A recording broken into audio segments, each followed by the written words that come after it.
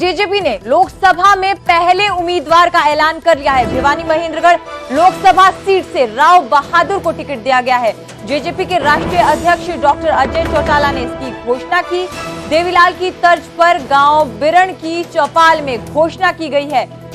आपको बता दें कि अजय चौटाला ने इस पर बयान दिया कि कार्यकर्ताओं की भावना को देखकर ये बड़ा फैसला लिया गया है। कांग्रेस को छोड़कर जेजेपी में कुछ वक्त पहले ही राव बहादुर शामिल हुए थे। इसके साथ साथ उन्होंने अजय चौटाला ने कहा कि राव बहादुर जन्म से ही हमारे साथी हैं। तो 10 सीटों पर खुद लड़ने का ऐलान जेजेपी ने किया गठबंधन टूटने के बाद, और अब पहली सीट जो है उसका जो उम्मीदवार कौन होंगे उसका ऐलान कर दिया गया है। भिवानी महेंद्रगढ़ सीट से राव बहादुर को टिकट दिया गया है। ने प्रोग्राम शुरू किया बीरण गांव में, वहां के लोगों की भी ये भावना थी, तो लोगों की भावना को मद्देनजर रखते हुए हमने फैसला किया है कि महेंद्रगढ़ भिवानी संसदीय क्षेत्र से हमारे प्रत्याशी राव बहादुर सिंह जी होंगे। चर्चा उठती है कि दूसरी पार्टियों से राव बहादुर सिंह अभी कांग्रेस से आए हैं, तो कितनी उम्मीदें हैं इनसे, कितना फाइट कर पाएंगे? राव बहादुर सिंह जी जन्मजात हमारे साथी रहे हैं। बीच में कुछ समय के लिए कांग्रेस में गए थे, वो इनका अनुभव यही बता सकते हैं कैसा रहा है। वहीं जेजेपी ने पीसीए की बैठक ली है और बैठक में फैसला किया है कि सभी 10 लोकसभा सीटों पर वो अपने उम्मीदवार उतारेगी और पहली सीट का ऐलान उन्होंने कर भी दिया है। डॉक्टर अजय सिंह चौटाला की अध्यक्षता में ये बैठक हुई है। उम्मीदवारों के नाम जो है वो शॉर्टलिस्ट किए गए हैं। तो 10 में से एक सीट पर अपना प्रत्याशी वो उतार चुके हैं। भिवानी महेंद्रगढ़ से टिकट दे दिया गया है और अब बचती हैं 9 सीटें जिन पर उम्मीदवारों के जो है शॉर्टलिस्ट नाम कर दिए गए हैं।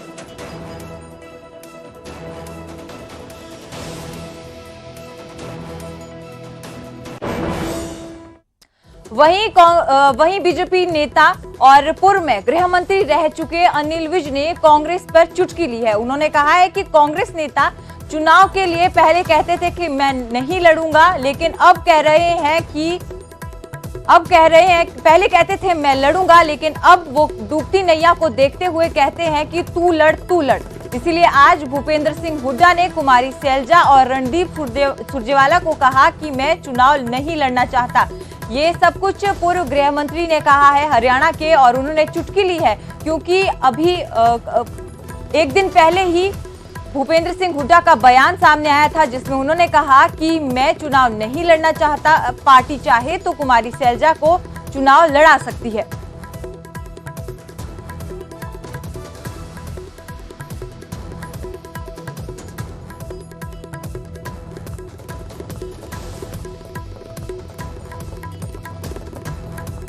और हुड्डा साहब ने जिस पार्टी में इस बात के लिए लड़ाइयां होती थी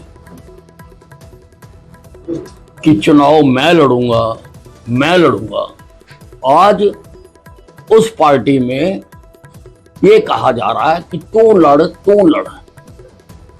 कांग्रेस की डूबती हुई नैया को देखते हुए ऐसा ही बयान आज भूपेंद्र सिंह हुड्डा जी ने दिया है। उन्होंने कुमारी शैलजा और रणदीप सिंह सुरजेवाला को कहा है कि मैं नहीं लड़ूंगा चुनाव आप लड़िए। इससे मालूम होता है कि कांग्रेस की नैया डूब रही है और ये नेता कितने भयभीत हैं। वहीं इनेलो ने भी लोकसभा चुनावों के लिए कमर कस ली है। आज इनेलो प्रत्याशी और पार्टी प्रधान महासचिव अभय चौटाला ने कार्यकर्ताओं के साथ बैठक कर चुनावी रणनीति बनाई। इस मौके पर उन्होंने इंडी गठबंधन और आम आदमी पार्टी पर निशाना साधा। उन्होंने कहा कि कांग्रेस और बीजेपी दोनों के पास प्रत्याशी नहीं है। कांग्रेस ने उस पार्टी के साथ गठबंधन किया जो हरियाणा को SYL का पानी नहीं देना चाहती, और बीजेपी ने एजेंसियों के डर से नवीन जिंदल को पार्टी में शामिल करवाया है। कि आज हमारे बीच में ऐसे प्रत्याशी आए हैं जो केवल और केवल अपना दाव लगाने के लिए आते हैं।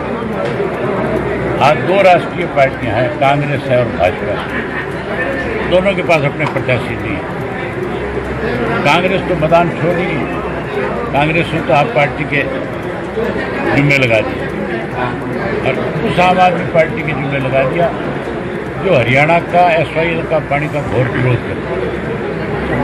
लोग इस बात को बहुत अच्छे से समझते हैं कि पंजाब की आप पार्टी ने सुप्रीम कोर्ट के फैसले को मानने की वजह से हमारे हिस्से के पानी को रोका है। किसी कीमत पे आने वाले समय में आपके पक्ष में हरियाणा का कोई व्यक्ति अपना वोट कास्ट नहीं कर सकता।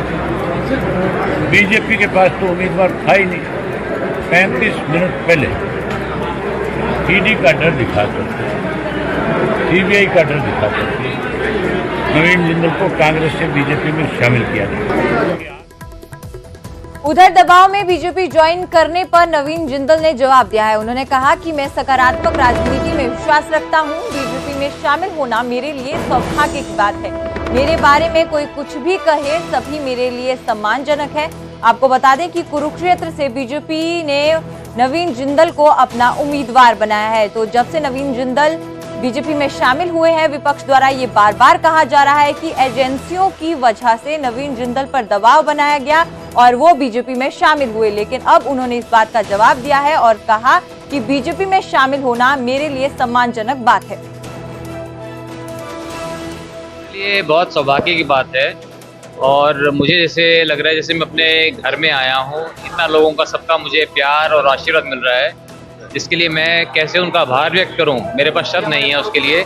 लेकिन मैं ये विश्वास दिला सकता हूं कि जो लोगों की मेरे से आशाएं हैं, जो भारतीय जनता पार्टी की मेरे से आशाएं हैं, मैं पूरी मेहनत से सूझबूझ से काम करूंगा।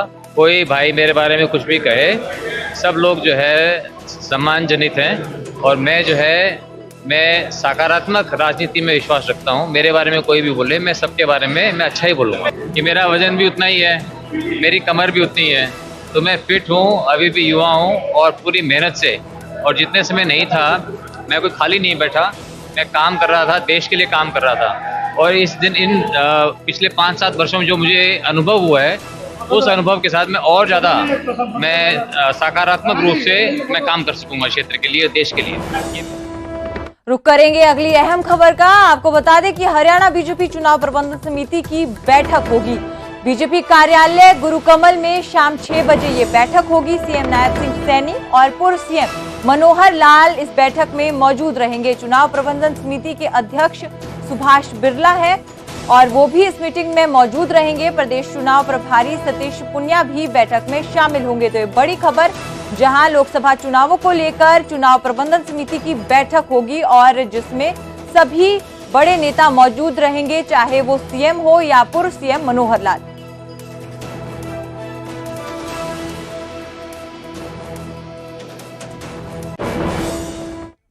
और अब रुक करेंगे अगली अहम खबर का। आपको बता दें कि कल केजरीवाल कोर्ट में बड़ा खुलासा करेंगे। ये सब कुछ कहा है केजरीवाल की पत्नी सुनीता केजरीवाल ने। उन्होंने कहा है कि छापे में ना तो सबूत मिला, ना ही पैसा, और सीएम 28 मार्च को कोर्ट में बड़ा खुलासा करेंगे। इसके साथ साथ सुनीता केजरीवाल ने यह भी कहा कि खुलासा इस बारे में होगा कि कथित शराब घोटाले का पैसा कहां गया। 28 मार्च को कोर्ट के सामने केजरीवाल सब कुछ बताएंगे। ये बड़ी जानकारी दी है अरविंद केजरीवाल की पत्नी सुनीता केजरीवाल ने। 28 मार्च को केजरीवाल की ईडी की रिमांड खत्म हो जाएगी और सुनीता केजरीवाल ने कहा कि कोर्ट में ये बड़ा खुलासा किया जाएगा कि जो घोटाले का पैसा था वो कहां गया।